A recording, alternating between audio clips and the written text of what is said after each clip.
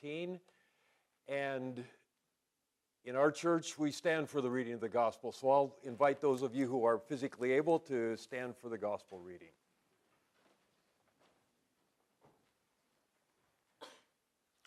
As Jesus was walking along, he saw a man called Matthew sitting at the tax booth.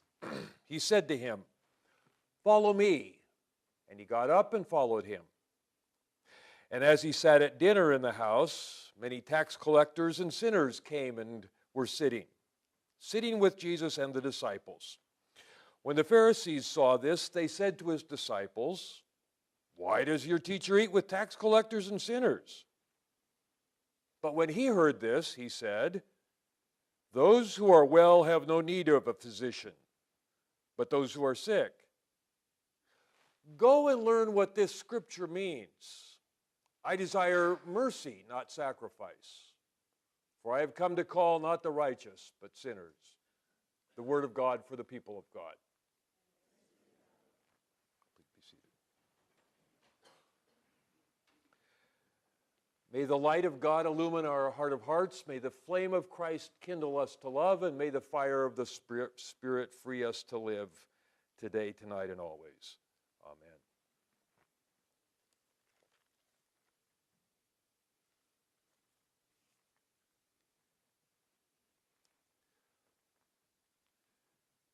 We've watched enough TV shows that have this kind of a theme to know that when somebody says, "My name is Lynn, I'm an alcoholic," then everybody responds with that kind of reply as well.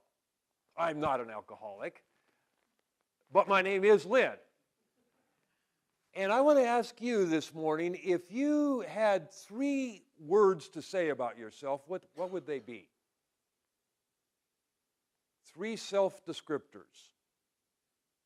Let me give you my 3. My name is Lynn Jost, and I'm a Mennonite, a professor/pastor, see how I snuck 2 in with 1, and I'm a Kansan from Kansas. All right? Another Jayhawker out there? All right. So have you got your 3 in mind? All right, I'm told that we're pretty informal here. Can you find somebody that you can lean over and whisper your 3 to and get theirs?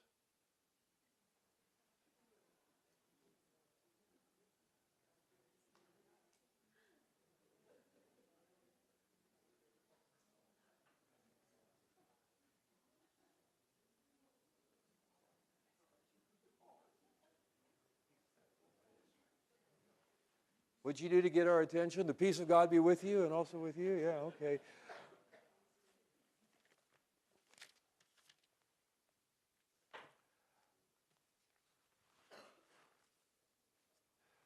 On Friday, the New York Times reported on a poll in which this kind of a question was asked of people. They discovered that over 2/3 of people responded, first of all, by talking about their family status.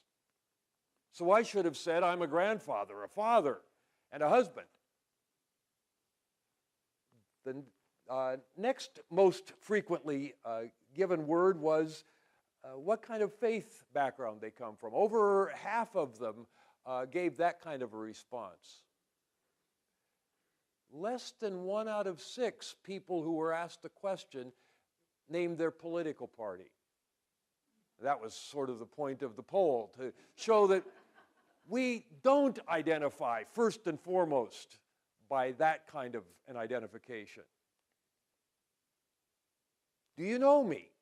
Do I know you? Now, one of the interesting things that we discover as we learn another language is that there are not always direct equivalents from one word in one language to the same word in another. For example, as we learn to know Spanish, we discover that know can be translated saber, I know some facts about you, or it can be translated conocer, I'm familiar with you. I've learned to know you. We have a relationship. You've been studying, I'm told, the Sermon on the Mount and the Beatitudes. Blessed are the merciful, for they shall receive mercy. Today, I want to explore the Old Testament word for mercy. And it's a word that resists easy translation into English. There's a broad range of meanings that come from the word that Jesus understood when he said, blessed are the merciful. Jesus learned obedience through suffering, the text tells us. Jesus learned who he was and what his faith was growing up as a Jew in the first century. He grew up understanding the Hebrew Bible, and it was that language that informed him as he proclaimed that blessing to the merciful. So let's step back into that story from Joshua, the second chapter, to explore the word mercy. Jim was right.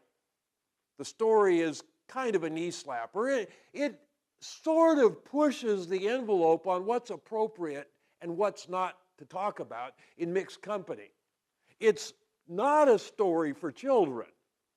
So I'm glad we only have adults still here and that the kids all went over to children's church.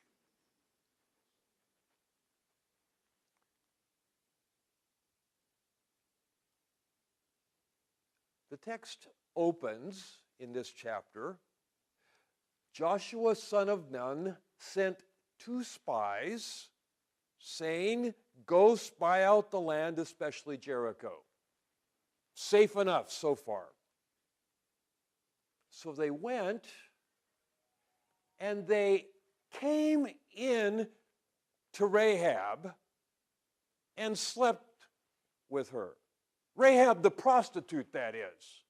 Now you see, we're getting into double entendre pretty quickly. Coming into, sleeping with. What kind of a story is this? And what's it doing in our Bibles anyway? Furthermore, they left their camp at Shittim to go over to meet Rahab. Now, in Numbers 25, the first verse, the previous story as you're moving through the text, Israel has been at Shittim and they have played the harlot with the women of Moab. So there's some bells ringing into people's ears who are hearing this story. Shittim is a dangerous place. Harlots are dangerous people. This thing is going downhill fast. Furthermore, the name Rahab means broad. They went into the broad, who is also a harlot, and the word Rahab becomes part of the mythology of the chaos that God had to set aside when, in the beginning, God created the heavens and the earth was without form. It was chaotic. Both Job and Psalms tell us that Rahab was a monster that plagued the sailors who went into the deep sea, and they needed God to slay the Rahab. We're on the edge of our seats if we understand all of that background too. 2 spies showed up at the house of a hotel keeper, full service.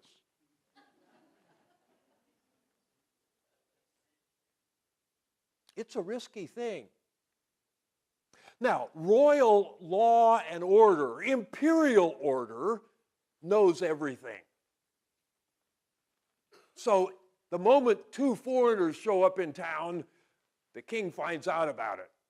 He knows who these 2 people are. He knows what their objective is. He knows everything about them, and he knows exactly where they are.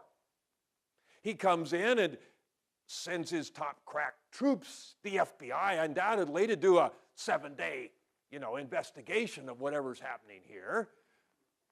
And they show up to Rahab's house. She knows how money works. They slip her a little $100 bill so that she gives them only the truest information. Surely she's a loyal Jerichoite, right?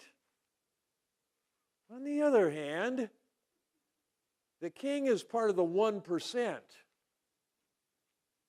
He's got all the power. He's got all the authority. His taxes are crazy high. Maybe she's not quite so loyal to this king. At any rate,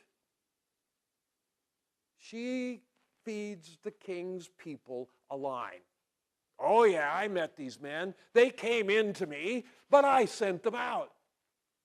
They're not here anymore. If you hurry, you'll still catch them. Slam the doors shut. Don't let them get out of the place if they're still here. So the king's people believe her and follow her instructions completely. She's a very persuasive woman. Now she comes to the place where the spies are hidden at night to tell them a bedtime story? What's she going to do up here? Serve them cookies and milk? What's the prostitute going up on the top of the house for where the men are lying down for the night? She says, I know. Now, we were playing with that word know a little bit earlier, saber conocer. The biblical sense of the word to know, you've heard about that one, right? What does she know? I know the Lord has given you the land. That's what she says. I know that the Lord has given you this land, that the Lord delivered you through the Red Sea. He dried up the ocean and led you through on dry ground. And I know who you are. You're the people who put the two big kings on the other side of the river under the ban. That is, you completely eliminated their identity. They are no more. And I know what you've come here to do. The Lord has completely given you this land as well. The Lord who is Lord of lords and God of gods, the Lord who fills the heavens and the earth. She uses a line for God there that is only used elsewhere, once by Moses and once by Solomon when he's dedicating the temple. This woman knows good theology. She knows all about God. She makes a confession here that is a model confession for who God is. She knows the confession of faith. She knows the creeds. Now, this is a surprising woman. By her very character, she's revealing something to us. A surprising character. An upside-down kind of an expectation of who this woman might be. Then she says, in the words that Jim read for us earlier, now, I have dealt kindly with you, and I want you to deal kindly with me. Keep good faith with me. And they say, you have dealt kindly with us, and we will deal kindly with you. Now, it's that word deal kindly that's the rough equivalent of the word mercy. But it's a word that has much wider interpretation, much wider meaning in Hebrew. A Presbyterian professor, pastor, has written a book about that word, a whole book about one word, and it's called Faithfulness in Action. Loyalty in the Hebrew Bible. The word mercy is really the word loyal. It's a question of where does your highest allegiance lie? There's always a question about where one's allegiance is. And there are always competing loyalties. Are you first and foremost a Raiders fan? Or is it the A's or the Dodgers or the Giants? Or where does your first loyalty lie? Jonathan had that question. Saul's son, David's friend, King Saul was king. And so it got a little crowded when Samuel also anointed David to be king. You can't really have two kings running around at the same time. And of course, Saul did his best to eliminate his rival. Jonathan was caught in the middle. His father was king. His father expected that Jonathan would be king next. But here's Jonathan's best friend, David, anointed to be king. So there's a wrestling match in the soul of Jonathan to figure out where his loyalty lies. And of course, his loyalty is with David. Somehow he's guided by the Spirit in that way. And another Old Testament character is Ruth.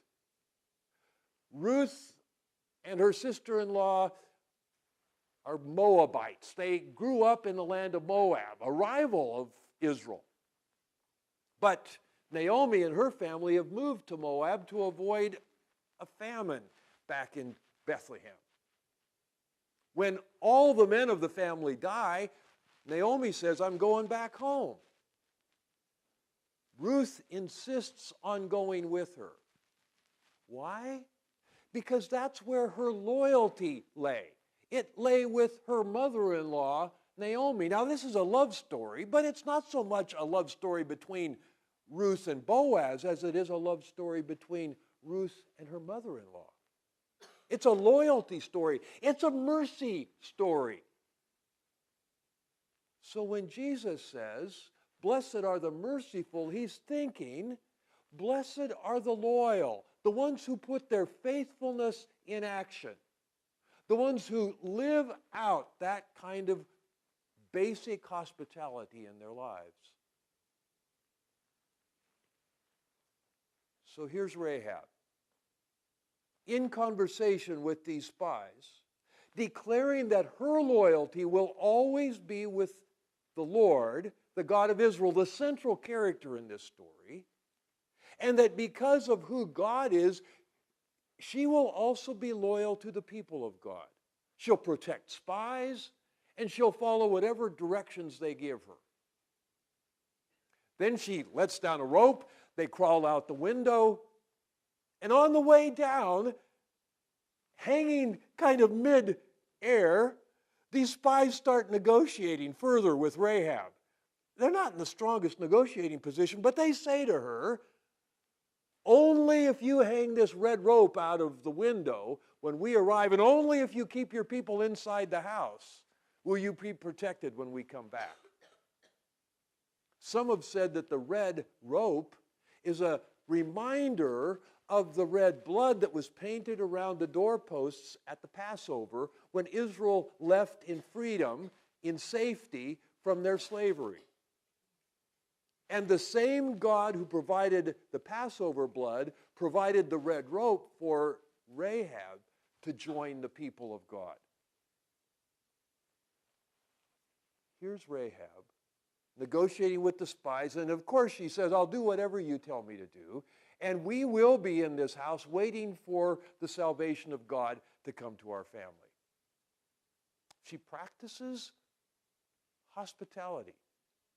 Now, as we learn more about what it means to follow this God, we look in the central place for instructions about God to the book of Deuteronomy.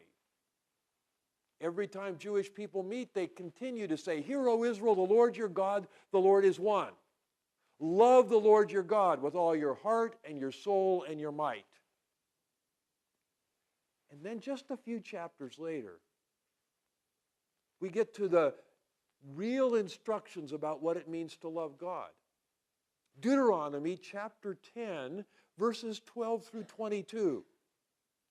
I tell my students that if you're going to get a tattoo, get that reference tattooed on your body. Deuteronomy 10, 12 to 22. That's the essence of all that God is doing. It says, love God. Obey God. Walk with God. Take God's way. Keep in direction with God. These words in Deuteronomy characteristically just pile up because they're all synonyms. They mean the same thing. Be faithful to God. The text goes on and says, the God. God of gods, Lord of lords. It's the highest expression we can give. And then we find out the essence of God. The one who loves orphans and widows and feeds undocumented aliens.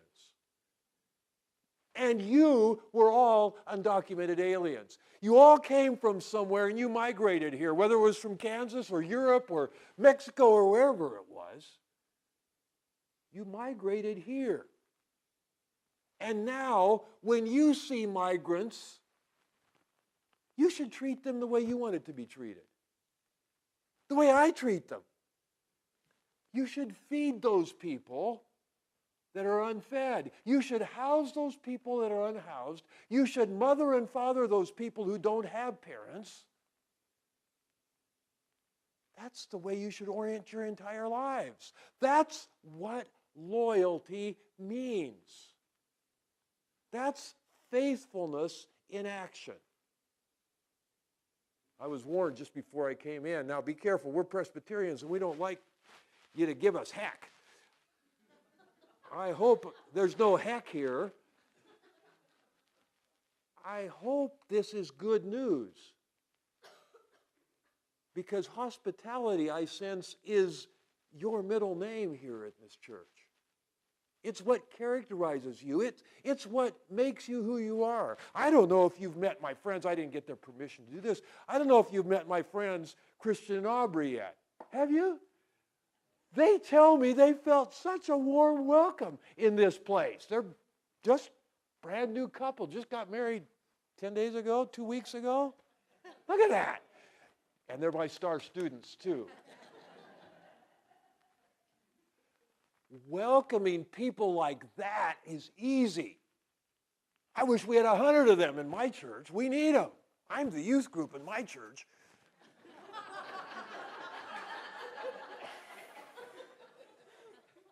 But not everybody's quite as easy to welcome. That's where the test comes. Do you welcome the people? Could you possibly welcome the people that voted differently than you did in the last election? Can you welcome people whose documentation or passport is different than yours? I don't know exactly what it is that separates us, but this call to faithfulness goes beyond welcoming the ones that are easiest to welcome. Do you see what I'm saying? The welcome needs to be real, and it needs to be authentic, and it needs to continue to reach beyond the ones that we currently know. There's a book that documents, the title is Lest Innocent Blood Be Shed. There's a book that documents the life of some Presbyterians in southern France. For years, they had been indoctrinated by their pastor and his wife to practice the way of Jesus. Week after week, it was pounded into their heads, and they were a welcoming place. They practiced hospitality generously and eagerly. And then, of course, as World War II broke out, it became very dangerous in France to give protection to Jewish people. And they did. Thousands of Jewish lives were saved because this little congregation in La Chambonne in southern France welcomed Jewish people, hid them when the Gestapo came by, and then whisked them off to freedom. Later on, when they were asked by people who came to write up their story, how did you do this? They said, it wasn't anything extraordinary. It was the instinct, the habit that we developed over time to be hospitable. We didn't do any great thing. We just did what we are. This morning, blessed are the merciful, for they shall obtain mercy, is the invitation that's extended to us as followers of Jesus. We're called to be people who practice reflexes, orientation disciplines. We develop a mindset an identity, an allegiance, if you will, so that when we see people that are different, our first instinct is to get to know them and to welcome them, rather than to separate from them and step back and emphasize all the differences. That's what Matthew did as soon as he became a Jesus follower. He invited his friends in so that they could meet Jesus. And Jesus had a wonderful opportunity to share a Bible verse with his Pharisee friends. Go learn what it means to extend mercy, to be merciful. Go to Rahab and find out what it means to be a faithful follower, a merciful one. Thanks be to God.